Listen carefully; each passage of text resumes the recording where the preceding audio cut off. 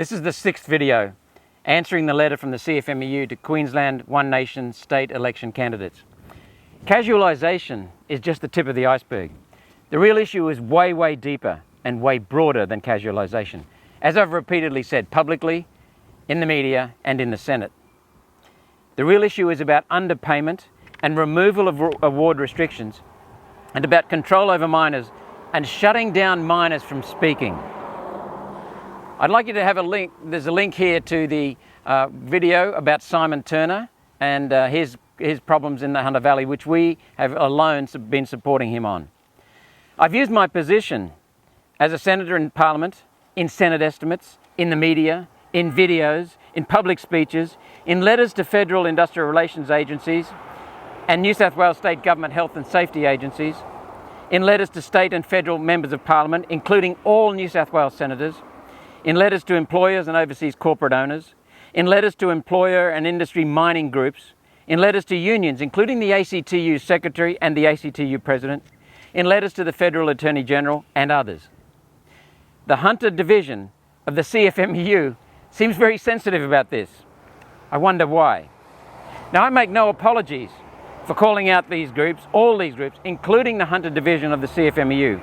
They deserve it, and I will continue to call them out until Simon Turner, a Hunter Valley miner, is treated fairly and with compassion and honesty.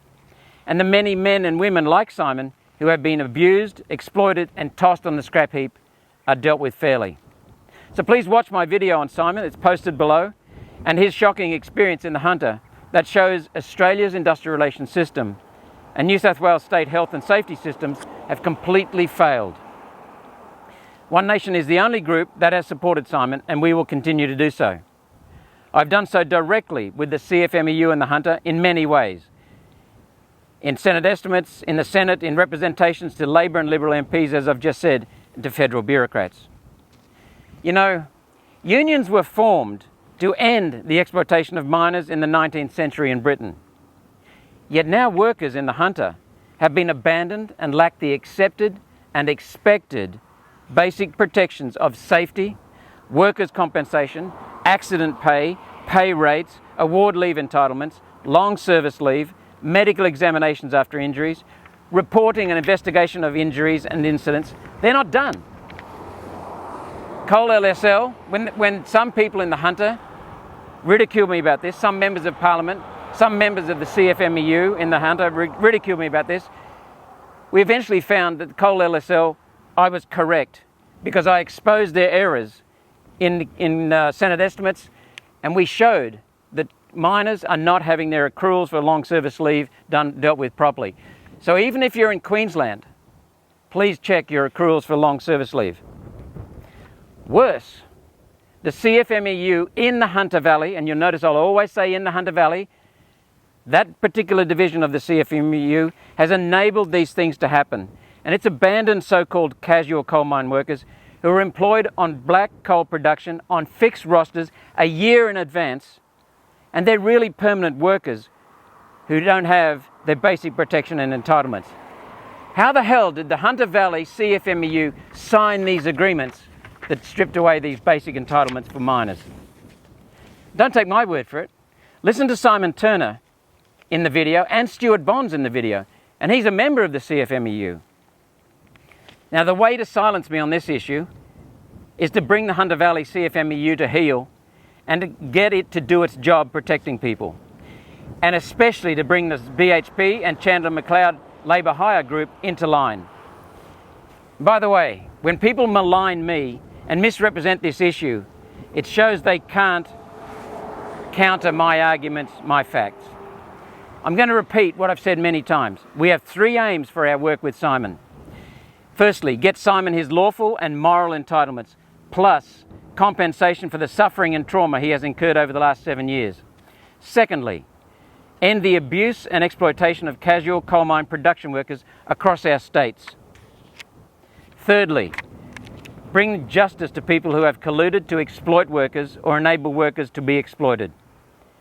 Nothing is going to stop me achieving these aims for Simon and men and women like him in the Hunter. I will persist until Simon gets what he is entitled to. And even though things are better in Queensland. I'm aware of some things that are not acceptable, and nothing will stop me working to end these practices.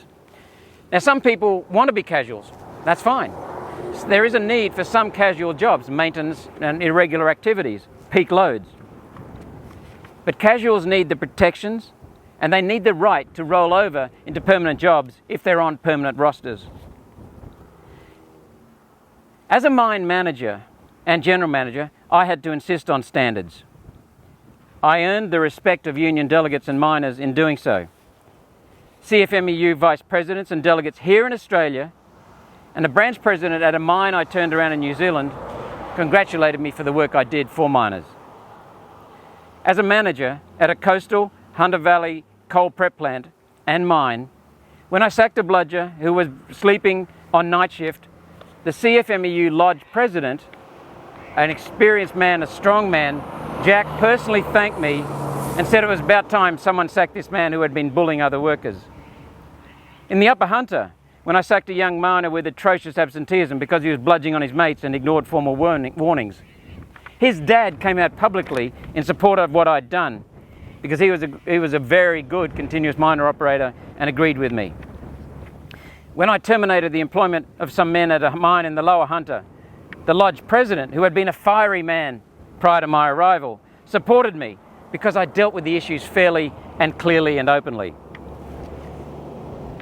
And when I refused to hire two sons of a TWU boss, despite my boss in head office wanting me to, because their atrocious absenteeism in another mine was not acceptable to me, and I did not want to put these two young men as a burden on my mine's miners. I still remember it. I showed these two men the facts, their absenteeism records, and they both stood up, said good night, and apologised for taking up my time. Now, data is really important, and it must drive everything in terms of safety and productivity. Sometimes we have to be hard for the safety and future of the whole mine. It's not nice as a manager, believe me, sacking people. And we've tried to turn people around before taking that last resort. Yet there is one thing worse than not sacking someone who deserves it, and that is to continue their presence at the mine. Because in doing so, it undermines discipline, safety, and productivity. And that's what kills people and kills jobs. In my experience, miners understand that managers do not like to discipline others, yet a caring manager does that because he cares for the whole operation: safety, productivity, job security, and worker satisfaction. Every mine I managed, every mine I led, made vast improvements in safety and in worker involvement under my leadership. We have coal miners as candidates in One Nation, including members of the CFMEU. I spent 4 years as a coalface miner, including 3 years underground at the coalface. I was a member of the Miners' Federation that later became the CFMEU. Later still, as a mine manager and then as a mining executive, I worked closely with delegates of the CFMEU. And as a senator, I have worked with senior CFMEU members, as has Pauline. And that reminds me, the CFMEU campaigned against Pauline and me in 2016. Some men tried to harass and intimidate Pauline. Good luck with that one. But anyway, they really abused her and stood over her, and she didn't wilt. Yet after the election, when the world suddenly realised we had 4 One Nation senators in Canberra, that didn't stop Pauline and me from working with the CFMEU and listening to their cases. We did, though, tell them we would not put up with crap and abuse. We have not had any since. Pauline and I believe in being clear. We believe in saying it like it is. Only One Nation has called out the climate scam that is being used to gut our coal industry. All other parties have abandoned coal in favour of expensive, unreliable, parasitic renewables that are really unreliables, and they're job killers. Only One Nation has done the due diligence to hold government climate academics accountable, and we've produced a report showing that Labor, Greens, Liberal, Nationals policies are not based on science. We have the proof. And I've called out the CFMEU in the past for donating members' fees to GetUp, whose #1 campaign is to end our coal industry. How can the CFMEU justify destroying its members' jobs? It can't. The union letter asks, quote, "Why should union members believe One Nation will back their interests and act on behalf of workers in the face of powerful mining interests and people in both the unions and employers?"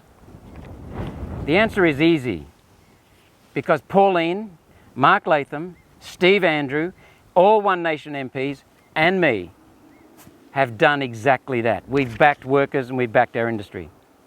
We've called out Tier 1 construction companies and opposed the government's second Ensuring Integrity Bill that the government has since pulled. Because we know there are sufficient regulations already. We just need the existing regulations to be enforced and honestly applied. That's what we want in the Hunter. My Hunter Valley work shows that we need to continue this against BHP, Chandler McLeod Group, and the Hunter Valley division of the CFMMEU. I will not stop until Simon Turner and the other men and women like him get their entitlements and we achieve our 3 aims for him.